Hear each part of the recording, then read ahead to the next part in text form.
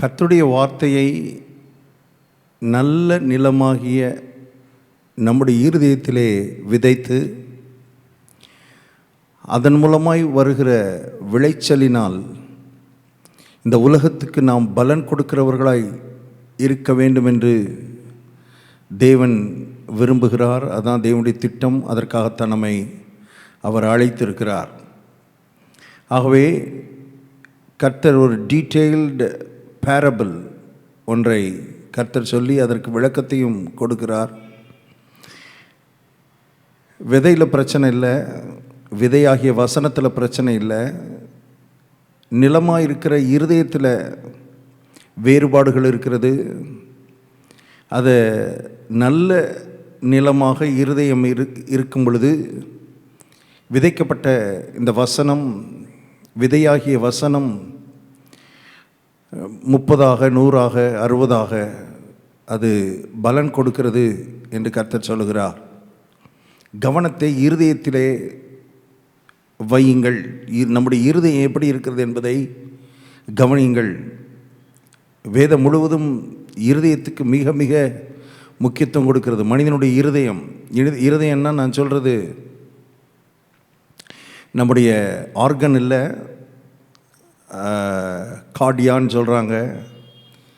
அந்த இருதயத்தை பம்ப் பண்ணுகிற அந்த ஆர்கனை குறித்து இங்கே சொல்லப்படவில்லை. இருதயம் என்பது நம்முடைய எண்ணங்கள், நம்முடைய சிந்தை, நம்ம ஆள் எப்படிப்பட்ட ஆள் யார், ஆள் எப்படிப்பட்ட மனுஷன், எப்படிப்பட்ட மனிதனாக இருக்கிறான் என்பது இந்த இருதயத்தை பொறுத்து இருக்கிறது. அதைத்தான் கர்த்தர் சொல்கிறார். நல்ல மனுஷன் தன்னுடைய நல்ல பொக்கிஷசாலையாகிய தன்னுடைய நல்ல இருதயத்திலிருந்து நல்லவைகளை எடுத்து காட்டுகிறான் என்று சொல்லுகிறார். நல்ல மனுஷன் தன்னுடைய நல்ல இருதயத்திலிருந்து. இப்போ ஒரு மனுஷன் நல்ல மனுஷன்னு எதை வச்சு சொல்கிறான்னா, அவனுடைய இருதயம், அவனுடைய ஹார்ட், அவனுடைய திங்கிங், அவனுடைய எண்ணங்கள், அவனுடைய சிந்தை அது நல்லா இருக்கும் பொழுது மனிதன் நல்லவனாக இருக்கிறான். அப்போ இருதயம்தான் மனிதனுக்கு சென்டர். இருதயம்தான் மனிதனுடைய வாழ்வை தீர்மானிக்கிற இடம். The heart is the place where the whole life is decided. அங்கே தான் தீர்மானிக்கப்படுகிறது. இருதயம் எப்படி இருக்குது? இப்போ இருதயத்தை கரெக்ட் பண்ணணும், இருதயத்தை சரிப்படுத்தணும். மனிதன் முகத்தை பார்க்கிறான், கர்த்தரோ இருதயத்தை பார்க்கிறார். கர்த்தர் இந்த இருதயத்துக்கு தான் ரொம்ப முக்கியத்துவம் கொடுக்குறார். பாருங்கள், நம்முடைய வெளிப்பிரகாரமான காரியங்களை காட்டிலும் உள்ள ஆள் யார், உள்ள ஆள் எப்படிப்பட்ட ஆள், இதுதான் கர்த்தருக்கு முக்கியம். ஏன்? அதுதான் மனிதனுடைய வாழ்வை தீர்மானிக்கிறது, மனிதனுடைய எதிர்காலத்தை அதான் தீர்மானிக்கிறது. ஆகவே தான் இருதயத்தை குறித்து கர்த்தர் ரொம்ப ரொம்ப பேசுகிறார். இப்போ நல்ல நிலத்தில் விதைக்கப்படணும், அது பலன் கொடுக்கணுன்னா கர்த்தர் சொல்லுகிறார். சில ப்ரொசீஜர்ஸை கர்த்தர் சொல்லுகிறார். முதலாவது வசனத்தை கேட்க வேண்டும். ரெண்டாவது கேட்கிற வசனத்தை ஏற்றுக்கொள்ள வேண்டும். We have to receive the word, not only hearers, we must be receivers. நிறைய பேர் கேட்கிறார்கள், கேட்கிற அநேகர் வசனத்தை ஏற்றுக்கொள்வதில்லை. ஏற்றுக்கொள்கிறதுனா 3 காரியங்களை நான் உங்களுக்கு சொன்னேன். தாழ்மையாக ஏற்றுக்கொள்ள வேண்டும். தாழ்மையாக ஏற்றுக்கொள்கிறவர்கள் இந்த வசனம் எனக்குரியது, கர்த்தர் என்னோட பேசுகிறார், இந்த வார்த்தை என்னை நோக்கி வருகிறது, எனக்காகவே வருகிறது என்று வசனத்தை அங்கீகரிக்கிறார்கள், ஏற்றுக்கொள்கிறார்கள். ரெண்டாவது விசுவாசத்தோடு வார்த்தை கேட்க வேண்டும். இந்த வார்த்தையில் என்ன சொல்லப்படுகிறதோ அது அப்படியே என்னுடைய வாழ்க்கையில் நிறைவேறப் போகிறது, அப்படியே நடக்கப் போகிறது. வசனம் என்னவோ அது அப்படியே என்னுடைய வாழ்க்கையில் நடக்கப் போகிறது. கர்த்தர் என்ன பேசுகிறாரோ அது அப்படியே என்னுடைய வாழ்க்கையில் நடக்கப் போகிறது என்கிற விசுவாசத்தோடு அதை கேட்க வேண்டும். மூன்றாவது சந்தோஷத்தோடு, விசுவாசத்தோடு கேட்கும் பொழுது வார்த்தை நிறைவேறுவதற்கான வாசலை திறக்கிறோம். சந்தோஷத்தோடு கேட்கும் பொழுது கீழ்ப்படுகிற இருதயம் ஆட்டோமேட்டிக்காக நமக்குள்ளே வருகிறது. எந்த மனிதன் கர்த்தருடைய வார்த்தையை சந்தோஷமாக கேட்கிறானோ அவன் கீழ்ப்படுகிறதுக்கு தன்னை அர்ப்பணிக்கிறான். ஸோ வசனத்தை கேட்கணும், ஏற்றுக்கொள்ளணும். மூன்றாவது, இந்த வார்த்தையை உணர்கிறவர்களாய் புரிந்து கொள்கிறவர்களாக இருக்க வேண்டும். அதைத்தான் நேற்றைக்கு நான் புரிந்து கொள்கிறதை குறித்து சில காரியங்களை சொன்னேன். இந்த கர்த்தருடைய வசனத்தை புரிந்து கொள்வதற்கு முதலாவது நமக்கு அது ஒரு பேராவல் நமக்குள்ளே உண்டாக வேண்டும். ஒரு தீராத வாஞ்சை, வார்த்தையை புரிந்து கொள்ளணுமே, வசனத்தை புரிந்து கொள்ளணுமே. இந்த வார்த்தையில் தான் எனக்கு பிழைப்பு இருக்கிறதுனா இந்த வார்த்தையை நான் புரிந்து கொள்ள தீவிரப்பட போகிறேன். மனுஷன் அப்பத்தினால் மாத்திரமல்ல, தேவனுடைய வாயிலிருந்து புறப்படுகிற ஒவ்வொரு வார்த்தையினாலும் பிழைப்பான். வேறு எதுவும் எனக்கு பிழைப்பை கொடுக்க முடியாது. வேறு எதுனாலையும் எனக்கு பிழைப்பு வராது. பிழைப்பு இந்த வார்த்தைக்குள்ளே தான் இருக்கிறது என்றால் இந்த வார்த்தையை நான் நேசிக்கப் போகிறேன். இந்த வார்த்தையை புரிந்து கொள்வதற்கு நான் ஜெபிக்கப் போகிறேன். கர்த்தாவே, என்னுடைய கண்களை திறந்து விடுங்க, எனக்கு இதை விளக்கி காட்டும், இந்த வார்த்தையை எனக்கு விளக்கி காட்டுங்கன்னு சொல்லி ஜெபிக்கிறவர்கள் அவர்கள் தான் புரிந்து கொள்ளப் போகிறார்கள். அது மாத்திரமல்ல, அது புரிகிற வரைக்கும் விடுறதில்லை. அதை திரும்ப திரும்ப வாசித்து, திரும்ப திரும்ப அதன் மேலே கவனத்தை செலுத்தி, திரும்ப திரும்ப அதை யோசித்து, திரும்ப திரும்ப அதை சிந்தித்து தியானித்து, அது உள்ளே இறங்குற வரை அதனுடைய சாரம், அதற்குள்ளே இருக்கிற சாரம் உள்ளே இறங்குற வரைக்கும் விடாமல் பிரயாசப்படுகிற ஒரு ஒரு ஆவிக்குரிய பிரயாசம். கர்த்தருடைய வார்த்தையை புரிந்து கொள்வதற்கு ஆவியானவருடைய உதவியை நாடுவது. அடுத்ததாக, ஏனென்றால் புத்தகமும் நம்ம கையில் இருக்கிறது, இந்த புத்தகத்தை எழுதிய ஆசிரியரும் நமக்குள்ளே இருக்கிறார். எவ்வளோ பெரிய ஸ்லாக்கியம் பாருங்கள். நம்ம புத்தக கடைகளில் போய் பல புத்தகங்களை நம்ம வாங்குகிறோம். புத்தகங்களை மட்டும்தான் வாங்கிட்டு வருவோம். புத்தகத்தில் அதை எழுதின ஆசிரியருடைய பேர் இருக்கும், ஆள் இருக்க மாட்டாங்க. ஆள் எங்கேயோ இருப்பாங்க. புத்தக கடையில் புத்தகம் தான் இருக்கும், ஆசிரியர் இருக்க மாட்டார். ஆசிரியர் எங்கேயோ இருப்பார். இந்த புத்தகத்தில் உங்களுக்கு சந்தேகம்னா அந்த ஆசிரியருக்கு ஃபோன் போட்டு அந்த ஆசிரியரோட பேசி அவர்கிட்ட கேட்கலாம். அப்படி எல்லா ஆசிரியரோடையும் நீங்கள் கேட்க முடியுமா, பேச முடியுமான்னு எனக்கு தெரியல. ஆனால் இந்த புத்தகம் ஒரு வித்தியாசமான, உலகத்திலே வித்தியாசமான புத்தகம். இந்த புத்தகமும் நம்ம கையில், புத்தகத்தின் ஆசிரியர் எப்பொழுதும் நம்ம கூட இருக்கிறார், பரிசுத்த ஆவியானவர். ஏறத்தாழ 40 மனித ஆசிரியர்களை கொண்டு இது எழுதப்பட்டாலும் அந்த அத்தனை பேருக்குள்ளும் இருந்த ஒரே ஆசிரியர் பரிசுத்த ஆவியானவர். அந்த பரிசுத்த ஆவியானவர் இன்றைக்கு நமக்குள்ளே இருக்கிறார். இப்போ அவர் சத்திய ஆவியாய் நமக்குள்ளே வந்து சகல சத்தியத்திலும் நம்மை நடத்துவதற்கு ஆயத்தமாக இருக்கிறார். ஆகவே பரிசுத்த ஆவியானவருடைய துணை, பரிசுத்த ஆவியானவருடைய ஒத்தாசையை நாடி, உதவியை நாடி, ஆவியானவரே எனக்கு போதியும் கேட்கும் பொழுது அவர் நமக்கு அழகாய் போதிப்பார், நம்மோடு பேசுவார். இதை புரிந்து கொள்வதனுடைய நோக்கம் என்ன, அதை நேற்றைக்கு நான் சொல்லி முடித்தேன். இதை புரிந்து கொள்வதனுடைய நோக்கம் என்னென்னா, எனக்கு பைபிளில் நிறைய விஷயம் எனக்கு புரியும்னு காமிக்கிறதுக்கு இல்லை, பைபிளில் நிறைய விஷயம் எனக்கு தெரியும்னு காமிக்கிறதுக்கு இல்லை, அதல்ல நோக்கம். இந்த வார்த்தை புரிந்து கொள்வதற்கு காரணம் என்னென்னா, நோக்கம் என்னென்னா, கோல் என்னென்னா, we want to understand the heart of God. தேவனுடைய இருதயத்தை புரிந்து கொள்ளும்படி, தேவனுடைய உள்ளத்தை புரிந்து கொள்ளும்படி, தேவன் என்ன விரும்புகிறார், தேவனுடைய இருதயத்துக்குள்ளே என்ன வைத்திருக்கிறார், என்னை குறித்து, குடும்பத்தை குறித்து, சபை குறித்து, என்னுடைய பட்டணத்தை குறித்து, என்னுடைய தேசத்தை குறித்து, கர்த்தருடைய இருதயம் என்ன, கர்த்தருடைய இருதயத்தினுடைய ஏக்கம் என்ன. To understand the heart of God, we must understand the word of God. கவனிங்கள், to understand the heart of God, we must understand the word of God. தேவனுடைய இருதயத்தை புரிந்து கொள்ள வேண்டுமானால் தேவனுடைய வார்த்தை புரிந்து கொள்ள வேண்டும். இந்த வார்த்தை புரிந்து கொள்வதுதான் தேவனுடைய இருதயத்தை புரிந்து கொள்வதற்கான கதவு, door. Understanding the word is the door to understand the heart of God. ஆகவே அதுதான் நம்முடைய நோக்கமாக இருக்கணும். அதுதான் நம்முடைய பிரதானமான குறிக்கோளாக இருக்க வேண்டும். கர்த்தருடைய இருதயத்தை புரிந்து கொள்ள, கர்த்தருடைய வாஞ்சை, கர்த்தருடைய ஆவல் என்ன, கர்த்தருடைய விருப்பம் என்ன, கர்த்தர் எதுக்கு முக்கியத்துவம் கொடுக்கிறார், கர்த்தர் எதை முதல்ல வைக்கிறார், அதை நானும் முதல்ல வைக்கணும். கர்த்தருடைய உள்ளத்தை புரிந்து கொள்வதற்கு நாம் வேதத்தை புரிந்து கொள்கிறோம். ஸோ அவ்விதமாய் புரிந்து கொள்ளும் பொழுது தான் இது பலன் கொடுக்கிறதாய் இருக்கிறது. இன்றைக்கு லூக்கா எழுதின சுவிசேஷத்திலிருந்து அதே வசனத்தை நான் வாசிக்கும்படி விரும்புகிறேன். லூக்கா இன்னும் கொஞ்சம் வித்தியாசமாய் அதை எழுதியிருக்கிறார்.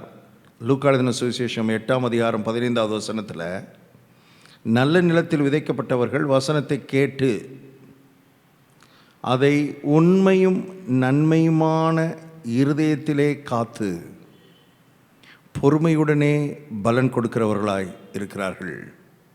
இது இன்னொரு காரியத்தை கர்த்தர் சொல்கிறார் பாருங்கள். நல்ல நிலன்றது எவ்வளோ விஷயங்கள் இருக்குதுன்னு கவனிங்க. ஒவ்வொரு ஆசிரியருக்கும் ஒவ்வொரு காரியத்தை எழுத வச்சிருக்கிறார் கர்த்தர்.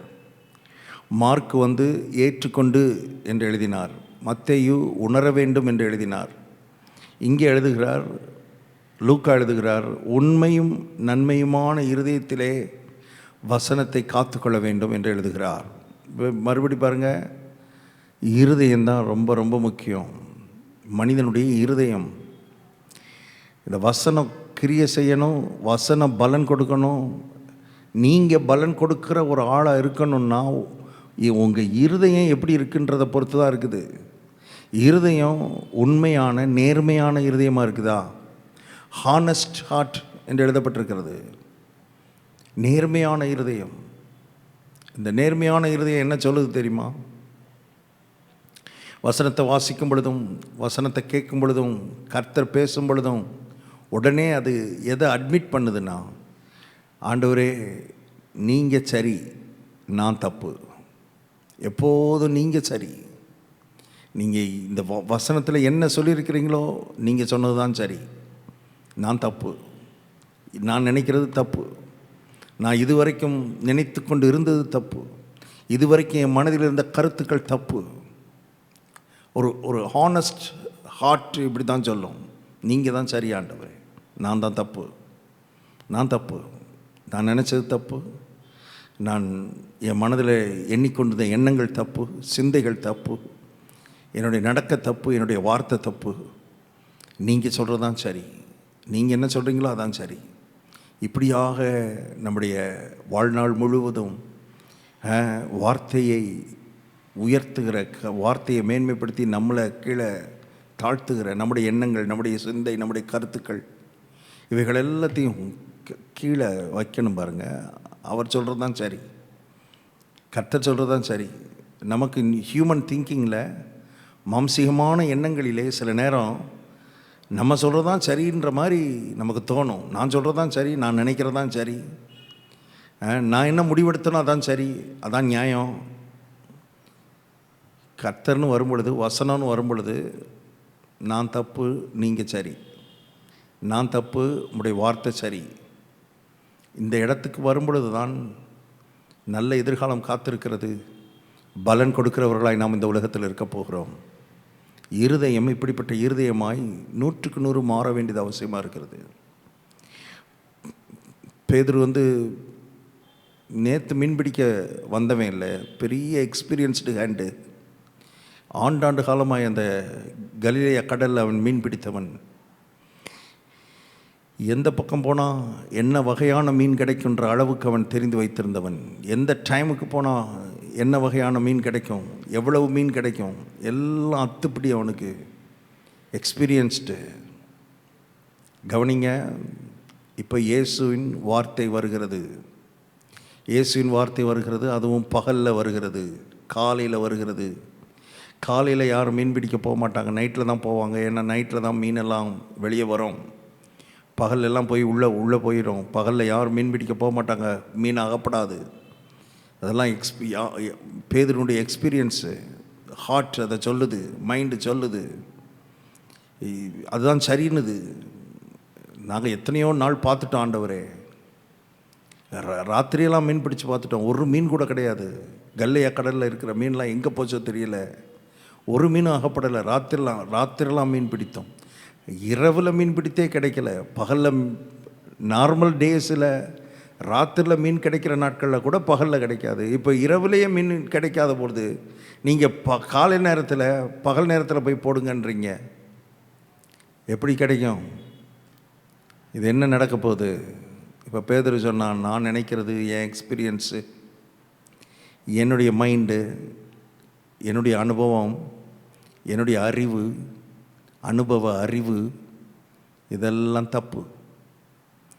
நீங்கள் சொல்கிறீங்களா? ஆழத்தில் கொண்டு போய் வலைய போடுங்கள், நீங்கள் சொன்னால் தான் சரியாக இருக்க முடியும். அதை நான் செய்ய போகிறேன், அவ்வளோதான். அதுதான் அருமையானவர்களே, வலை கிழிந்து போகத்தக்கதாக, படகு அமிழத்தக்கதாக மீன்களை கொண்டு வந்து தட்டிட்டான் பாருங்க. கர்த்தர் நம்மிடத்தில் அதைத்தான் சொல்லுகிறார். எப்பொழுது நமக்குள்ள இந்த ஆட்டிடியூட் இருக்கணும், வைத்து கொள்ள வேண்டும். கர்த்தாவே, நீங்கள் சரி, நான் தப்பு. எனக்கு உலகத்தின் பார்வையில், ஹியூமன் திங்கிங்கில் நான் சொல்கிறது தான் சரின்ற மாதிரி எனக்கு தோணலாம். நான் நினைக்கிறது சரின்ற மாதிரி எனக்கு தோணலாம். ஆனால் இப்போ சொல்கிறேன், நீங்கள் பேசிட்டீங்கன்னா, உங்களுடைய வார்த்தையில் ஒன்று எழுதப்பட்டிருக்குதுன்னா அதுதான் சரியாக இருக்க முடியும். அது என்னவாக இருந்தாலும் சரி, நீங்கள் சொல்கிறது சரி, நான் சொல்கிறது தப்பு. ஒரு நேர்மையான இருதயம், இதுதான் நேர்மையான இருதயம், உண்மையுள்ள இருதயம். இந்த இடத்துக்கு வரும்பொழுது தான் விதைக்கப்படுகிற வசனம் வளரப்போகிறது. இது எப்பயும் புட்டிச்ச புடியில் இருந்துக்கிட்டு நான் நான் நான் சொன்னது தான் சரி, நான் சொல்கிறது தான் சரி, நான் பேசுகிறது தான் சரி, நான் நினச்சது தான் சரி, இவைகளெல்லாம் குழி தோண்டி புதைங்க. இயேசுவின் நாமத்தில் இன்றைக்கி நான் சொல்கிறேன், இதை குழி தோண்டி புதைக்கணும். அது உங்களுடைய வாழ்க்கையின் எந்த பகுதியாக இருந்தாலும் சரி, அது தனிப்பட்ட வாழ்க்கையோ, அது குடும்ப வாழ்க்கையோ, அது ஊழியமோ, அது சபையோ, வேலையோ, வருமானமோ, திருமணமோ, என்னவாக இருந்தாலும் நீங்கள் சொல்கிறது தான் சரி. இந்த இடத்துக்கு வரணும் தேவனுடைய பிள்ளைகள். நீங்கள் சொல்கிறது சரி ஆண்டவரே, நான் சொல்கிறது தப்பு. நேர்மையான இருதயம், இருதயத்தை எப்பொழுதும் இப்படிப்பட்ட இருதயமாய் நீங்கள் காத்துக்கொள்ள வேண்டும். இப்படிப்பட்ட இருதயத்திலே வசனம் காக்கப்பட வேண்டும். உண்மையும் நன்மையுமான நல்ல இருதயம். நல்ல இருதயம்னா நான் சொல்லிட்டேன் ஏற்கனவே. நல்ல இருதயம், நல்ல மனிதன் நல்ல இருதயமாகிய நல்ல பொக்கிஷசாலையாகிய தன்னுடைய இருதயத்திலிருந்து நல்லவைகளை எடுத்து காட்டுகிறான். நல்ல சிந்தனை, உயர்வான சிந்தனை, மேன்மையான எண்ணம், ஒரு மன்னிக்கிற எண்ணம், கிருபையின் எண்ணம், தயவு காட்டுகிற எண்ணம். அருமையானவர்களே, நம்மை கர்த்தர் வைத்திருக்கிற இடத்துக்கு ஏற்ற ஒரு இருதயம், நம்மை கர்த்தர் எவ்வளோ உயரத்தில் வைத்திருக்கிறாரோ அப்படிப்பட்ட உயரத்துக்கு ஏற்ற இருதயம், உயரத்துக்கேற்ற எண்ணம். கீழான எண்ணங்கள், கீழான சிந்தைகள், அற்பமான எண்ணங்கள், இவைகளெல்லாம் விட்டு மேலே மேலே உயர எழும்பி உன்னதங்களிலே கிறிஸ்துவுடனே கூட உட்கார்ந்திருக்கிறவர்களைப் போல நம்முடைய எண்ணங்கள், நம்முடைய சிந்தையெல்லாம் நல்ல எண்ணங்களாக, உயர்ந்த எண்ணங்களாக, மென்மையான எண்ணங்களாக. இது வசனம் பலன் கொடுக்கறதுக்கு இப்படிப்பட்ட எண்ணமெல்லாம் தேவை. இப்படிப்பட்ட இருதயம் நமக்கு தேவை. ஒரு பெரிய இருதயம் நமக்கு தேவை. பெரிய மனசுன்னு சொல்கிறாங்க. பெரிய மனது உள்ளவர்களாய் நம்ம வாழ வேண்டும். பாருங்கள், ஒரு பெரிய மனது நமக்குள்ளே உண்டாக வேண்டும். அங்கே தான் வசனம் பலன் கொடுக்க போகிறது. 30, 60, 100 பலன் கொடுக்க போகிறது. இப்போ இயேசு சொல்லுகிறார், உண்மையும் நன்மையுமான இருதயத்திலே காத்து. காத்து அப்படின்னா அது ஒரு என்னைக்கோ ஒரு நாள் கேட்டு விதைச்சேன், அது உள்ள கிடக்கு, அது பாட்டுக்கு என்னைக்கு வளருதோ வளரட்டும், அப்படி இல்லை. காக்கிறது அப்படின்னா இட்ஸ் எ டெய்லி சாய்ஸ். ஒவ்வொரு நாளும் அதை தெரிந்தெடுப்பது, ஒவ்வொரு நாளும் அந்த விதைக்கப்பட்ட வசனத்தை நினைப்பது, தியானிப்பது, உள்ளே இருக்கிற வார்த்தை குறித்த ஒரு எண்ணம், வசனத்தை குறித்த ஒரு எண்ணம், அந்த வசனத்துக்கு விரோதமான எண்ணங்களுக்கு அருமையானவர்களே கதவை மூடுவது. இப்படி ஒவ்வொரு நாளும் டெய்லி எவ்ரிடே வார்த்தை காத்துக்கொள்ள வேண்டும், வசனத்தை காத்துக்கொள்ள வேண்டும். விசேஷமாக வசனத்துக்கு விரோதமான எண்ணங்கள் வரும் பொழுது அதுக்கு உடனே நோ சொல்லுகிற ஒரு பழக்கம் ஒவ்வொரு நாளும் இது என்றைக்கோ ஒரு நாள் உள்ளே வச்சுட்டேன் பிரதர், விதைச்சிட்டேன், உள்ளே விதைச்சிட்டேன், பேசிட்டேன், சொல்லிட்டேன், காதில் கேட்டுட்டேன், அது போதாது. ஒரு தடவை ஒரு வார்த்தை உள்ளே போயிடுச்சுன்னா அதுக்கு விரோதமான வார்த்தைகள் அடுத்த நாளே வரும், அதுக்கு அடுத்த நாள் வரும். அது பலன் கொடுக்குற வரைக்கும் காத்துக்கொள்ளணும். உள்ளே வேறு எதையும் நான் விட மாட்டேன். சுகத்தின் விதையை விதைச்சிருந்தா அருமையாலே வியாதியின் எண்ணங்கள் உள்ளே வர்றதை தடுக்க வேண்டும். அப்படி தழும்புகளால் குணமானேன். கர்த்தரின் பரிகாரியாக இருக்கிறார். அவர் நிச்சயமாக எனக்கு சுகத்தையும் பலனையும் ஆரோக்கியத்தையும் தருகிறார். அவருடைய பலன் என்னுடைய பலன், அவருடைய ஆரோக்கியம் என்னுடைய ஆரோக்கியம், அவருடைய சுகம் என்னுடைய சுகம். இதுவே நம்முடைய எண்ணமாக இருக்கணும். வியாதி குறித்து, பலவீனத்தை குறித்து, வேதனை குறித்தும் எண்ணங்கள் உள்ளே வரும் பொழுது உடனே அதற்கு முற்றுப்புள்ளி வைக்க வேண்டும். இது ஒரு டெய்லி சாய்ஸ். ஒவ்வொரு நாளும் தெரிந்தெடுத்து இந்த இருதயத்தில் விதைக்கப்பட்ட வசனத்தை காத்து கொள்கிறவர்கள் பொறுமையாயிருப்பார்கள். பொறுமையாயிருந்து பலன் கொடுக்கிறவர்களாக இருக்கிறார்கள். அந்த வார்த்தையோடு நான் முடிக்கிறேன். பலன் கொடுக்கிறவர்களாக இருக்கும்படி கர்த்தர் உங்களை அழைத்திருக்கிறார். இதுவரைக்கும் ஒரு பலனும் இல்லையே பாஸ்டர், இதுவரைக்கும் என் வாழ்க்கை பலனற்ற வாழ்க்கையாக போயிடுச்சு, இதுவரைக்கும் என் வாழ்க்கை வறண்ட வனாந்தரமான ஒரு வாழ்க்கையாக போயிடுச்சு, அப்படி யோசித்துக்கிட்டு இருக்கீங்களா? கர்த்தர் சொல்கிறார், உங்கள் வாழ்க்கையை ஒரு செழிப்பான வாழ்க்கையாக மாற முடியும். உங்களுக்கு என்ன வயசாக இருக்கலாம், எவ்வளோ வயதானவர்களாக இருக்கலாம், முதிர் வயதானவர்களாக கூட இருக்கலாம், இன்னையிலிருந்து உங்கள் வாழ்க்கை பலனுள்ள வாழ்க்கையாக மாற முடியும். கர்த்தருக்கு வயசு ஒரு பெரிய விஷயமே கிடையாது. ஆபிரகாமின் வயது கர்த்தருக்கு ஒரு பெரிய விஷயமே இல்லை. உங்கள் வயசும் கர்த்தருக்கு ஒரு பெரிய, அது ஒரு மேட்ரே கிடையாது. இப்பொழுது கூட உங்கள் வாழ்க்கையை ஒரு பலனுள்ள ஆசீர்வாதமான மகிமையான வாழ்க்கையாக மாற்ற முடியும். இந்த வார்த்தைகளை கேளுங்கள், மறுபடி கேளுங்கள், திரும்ப திரும்ப கேட்டு இருதயத்தை பக்குவப்படுத்துங்கள், இருதயத்தை பண்படுத்துங்கள். நீங்கள் கட்டாயம் பலனுள்ளவர்களாய் மாறுவீர்கள். ஜெபிப்போம். நல்ல பிதாவே, உம்முடைய வார்த்தைக்காய் ஸ்தோத்திரம்.